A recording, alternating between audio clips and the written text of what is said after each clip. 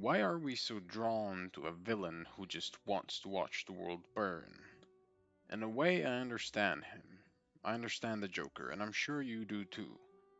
I know what it's like to see the world not as stable or sane, but as a web of lies, masks, and contradictions.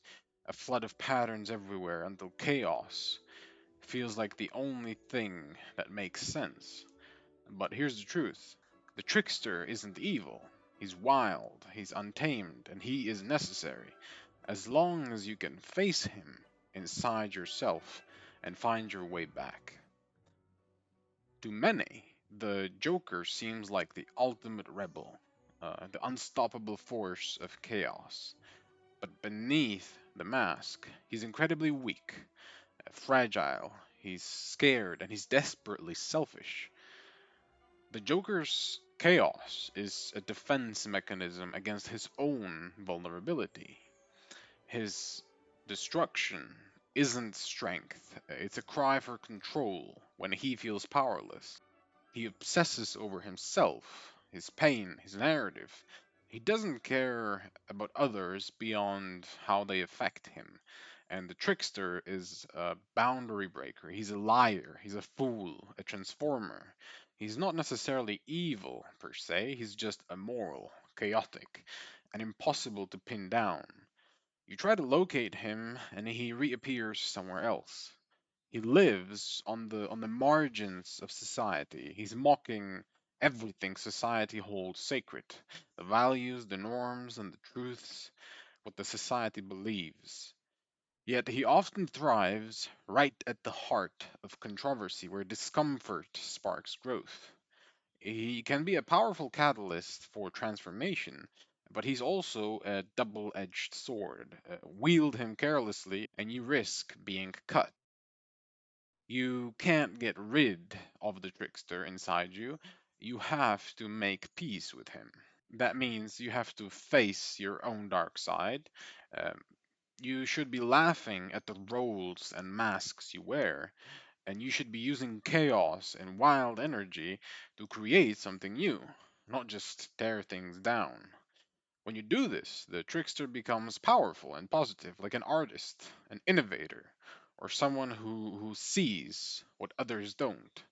He's not a destroyer or a threat anymore.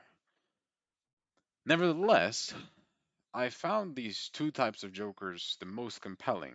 Ledger's Joker is chaotic, neutral, the disembodied shadow of society, of the Gotham City. He exists purely to expose hypocrisy, to burn down illusions.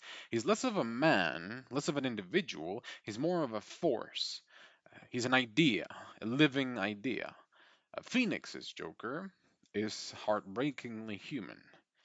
He begins as an abandoned child, slowly collapsing into madness. His transformation into the trickster isn't glamorous, it's brutal. There's no glory in losing your mind. It's a slow and painful descent into your own darkness. Yet both Jokers reveal what we instinctively recognize. The trickster says what we are not allowed to say. He acts out the rage that we bury inside ourselves. He turns pain into power, but it always comes at a cost. When the trickster possesses you, the Joker laughs, so you don't have to feel. But if you identify with the Joker, not as a symbol, but unknowingly, you risk being possessed by the trickster. Instead of transforming your pain, you project it outward as destruction. The change stops being the goal, and you just want to watch everything fall apart. And here's perhaps an unexpected parallel: the trickster, as a Nazi. Nazism wasn't just political. It was mythic. It was an archetype. It was an idea as well. It seduced people by channeling inner chaos toward a vision of rebirth through destruction. The Nazi ideology basically says, "Come with us, smash the old order, and out of blood a new world will rise." It promised transformation, but through annihilation, just like the Joker. The Joker's chaos, it looks powerful, it feels like rebellion, but underneath all that noise and destruction is a weak, frightened soul, selfish and desperate and lost. I've been there. I've been that chaos. And what I learned is that chaos without control, without meaning, is just a tantrum, a cry for attention from a place that feels powerless. True power comes not from tearing everything down, but from facing your own shadow, accepting your darkness, and transforming it. That's the real trickster. Not the Joker who wants to watch the world burn, but the one who can build something new from the ashes. And there's also great danger in that, because like the Joker, the Nazi ideology pretended to be rebellion, a fierce uprising against the corrupt world, promising power, freedom, and transformation. But beneath the mask was the same weak, destructive trickster energy. It was chaos disguised as meaning. And the Nazis didn't build a better world, they invited destruction, promising rebirth, but only left devastation. They blamed others, like the Jews, for their own failings. Jews raping German women, while the Nazis treated their women like breeding cows for a war. Cunning and deceitful, while the Nazis projected their own manipulation.